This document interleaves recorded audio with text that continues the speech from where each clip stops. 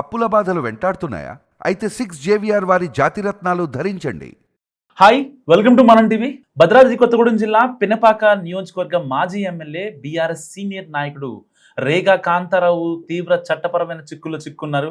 పెళ్లి చేసుకుంటానని నమ్మించి తనపై లైంగిక దాడికి పాల్పడటంతో పాటు ఆర్థికంగా మోసగించారని ఒక యువతి పంజాగుట్ట పోలీస్ స్టేషన్ మెట్లెక్కింది. దీంతో పోలీసులు వెంటనే ఆయనపై కేసు నమోదు చేశారు.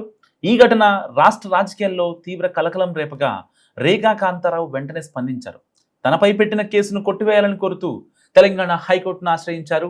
బాధితురాలు పంజాగుట్ట పోలీసులు సమర్పించిన ఫిర్యాదు వివరాల ప్రకారం ఉద్యోగ ఇంటర్వ్యూ సాకుతో రేగా కాంతారావు తనను ఫ్లాట్కు పిలిపించుకున్నారని, అక్కడే తనపై లైంగికంగా దాడి చేశారని ఆ యువతి ఆరోపించింది.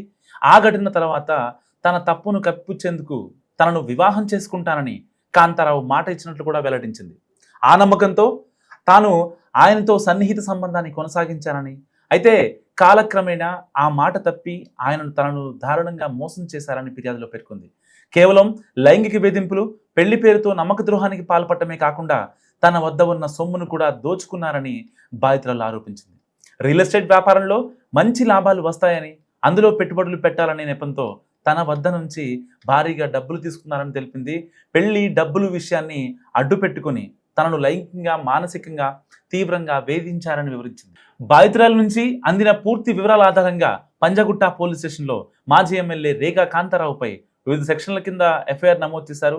బాధితురాలు పేర్కొన్న వివరాలను నిశితంగా పరిశీలిస్తున్నామని, ఘటనకు సంబంధించి సమగ్ర దర్యాప్తు ప్రారంభించామని పోలీసులు స్పష్టం చేశారు. అయితే ఇది జరిగిన కాసేపటికే బీఆర్ఎస్ మాజీ ఎమ్మెల్యే రేగా కాంతారావు పెళ్లి పేరుతో మోసం చేశానంటూ తనపై నమోదైన ఎఫ్ఐఆర్ను కొట్టివేయాలని కోరుతూ తెలంగాణ హైకోర్టును ఆశ్రయించారు.